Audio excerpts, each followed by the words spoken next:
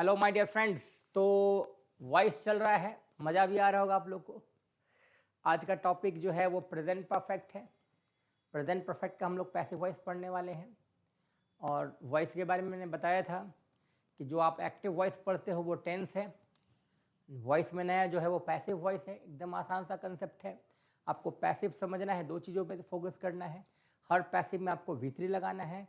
और जितने भी पैसिव सेंटेंस हैं वहाँ सब्जेक्ट चूँकि नॉट डूअर होते हैं, है ना, वो काम नहीं करते हैं, तो निश्चित तौर पर इसको हम लोग हेल्प किससे करेंगे? सबसे पावरफुल हेल्पिंग वर्ब जो बी है। चलो, तो आज का टॉपिक जो है प्रेजेंट परफेक्ट, उसको खत्म करते हैं हम लोग। तो टॉपिक का नाम प्रेजेंट परफेक्ट है। प्रेजेंट परफेक्ट,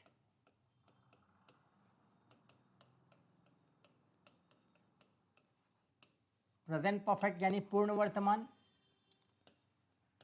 PRFECT है। थोड़ा मेरा हैंडराइटिंग गंदा है लेकिन मेरा स्पेलिंग सही है, घबराना नहीं है, ठीक है। ऐसा नहीं कि हैंडराइटिंग भी गंदा होगा तो कंसेप्ट भी गंदा होगा। कंसेप्ट बिल्कुल गंदा नहीं है, एकदम समझ में आने वाला है। चलिए, तो प्रेजेंट परफेक्ट का टॉपिक है आज हम लोग समझने वाले हैं। जैसे मान लो एक सेंटेंस है, मैं क्रिकेट खेल चुका हूँ। खेल चुका हूँ। अब आप लोग देख लेना, चुका इधर से होता है कि इधर से होता है, मेरा थोड़ा हिंदी खराब है, ठीक है।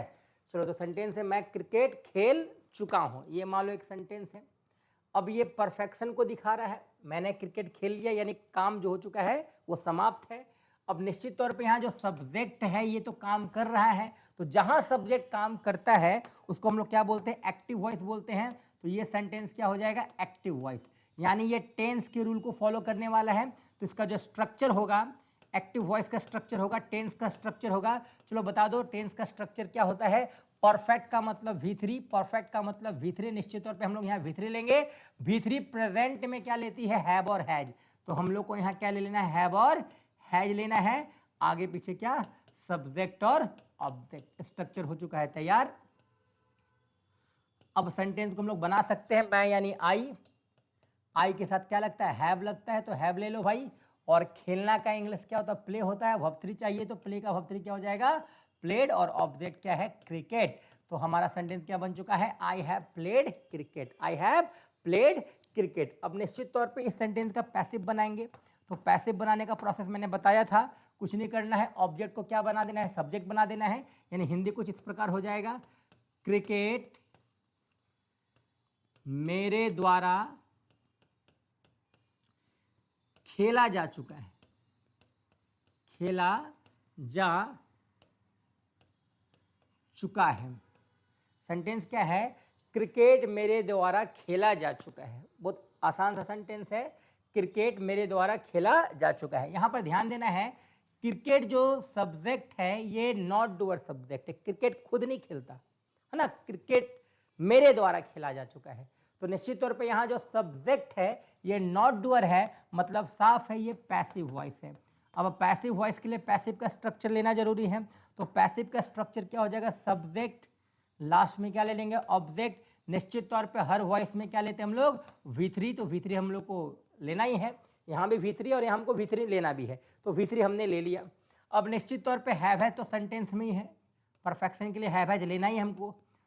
अब बच्चे कहते सर पैसिव वॉइस में V3 चाहिए, तो V3 तो मिल चुका है, लेकिन समझना क्या भाई कि ये जो सेंटेंस है मैं क्रिकेट खेल चुका हूं, यहाँ मैं जो है वो काम करने वाला सब्जेक्ट है, जबकि क्रिकेट काम करने वाला सब्जेक्ट नहीं है। ये डूअर सब्जेक्ट, ये नॉट डूअर सब्जेक्ट। तो दोनों को एक ही स्ट्रक्चर से हम लोग नहीं बना सकते हैं। डूअर का रूल अलग, नॉट डूअर का रूल अलग। निश्चित तौर पे काम करने वाले बच्चे का पेमेंट ज़्यादा होगा बेरोजगार बच्चे की तुलना में। तो जो काम करेगा उसका स्ट्रक्चर अलग, जो काम नहीं करेगा उसका स्ट्रक्चर अलग।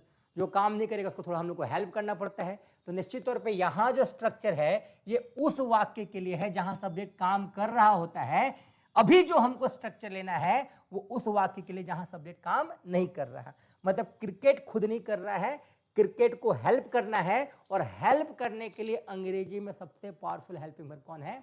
बी है। मैंने पहले भी बताया था कि इंग्लिश का सबसे पावरफुल हेल्पिंग वर्ब बी है, जिसके पास इज, एम, आर, वाज वर्ग का पावर है, 5 पावर है।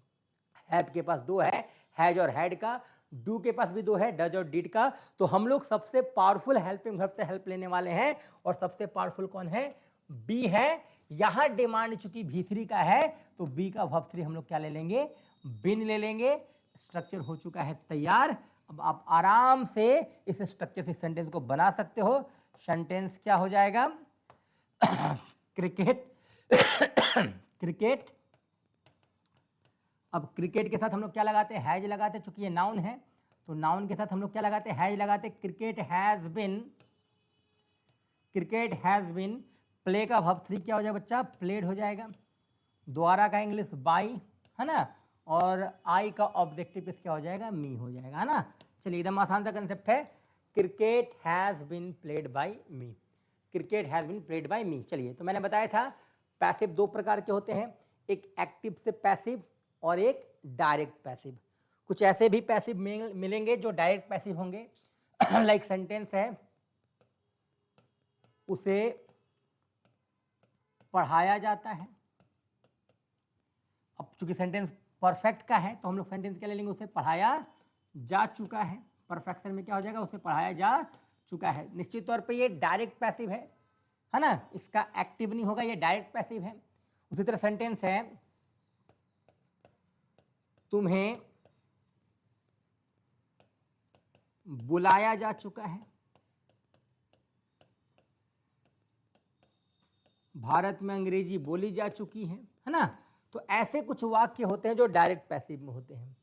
इन्हीं के लिए हम लोग को पैसिव पढ़ना होता है। ऐसा नहीं कि भाई एक्टिव से ही पैसिव बनाना है। कुछ कुछ वाक्य ऐसे हैं जो पैसिव ही होते हैं, उनका एक्टिव नहीं होता है। उन्हीं के लिए हम लोग को पैसिव पढ़ने की जरूरत है। तो यहाँ पर आप देख सकते हो, उसे पढ़ाया जा चुका है और तुम्हें बुलाया जा चुका है। दोनों वाक्य में उसे और तुम्हें जो है वो काम नहीं कर रहा है, कोई और काम कर रहा है, यानी सब्जेक्ट नॉट डूअर है। इसका मतलब है ये एक्टिव रूल से नहीं बनेगा, ये पैसिव से बनेगा। और पैसिव का स्ट्रक्चर है सब्जेक्ट प्लस हैवेज प्लस बिन प्लस V3 प्लस ऑब्जेक्ट। तो सेंटेंस क्या हो जाएगा बताओ? सब्जेक्ट क्या हो जाएगा? ही।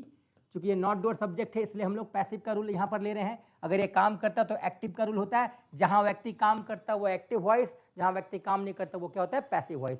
दोनों जगह पे ये व्यक्ति काम नहीं कर रहे हैं, ये पैसिव सेंटेंस है, इसलिए पैसिव रूल से ट्रांसलेट होगा। सेंटेंस क्या हो जाएगा? He has. पैसिव में हम लोग क्या लगाते हैं? बिन। He has been. पढ़ाना का टीच होता है, लेकिन हमको यहाँ पैसिव सेंटेंस दिख रहा है तो पैसिव में हम लोग V3 लगाते हैं। तो टीच का वर्ब 3 क्या हो जाता है? Taught. TAUGST। He has been taught.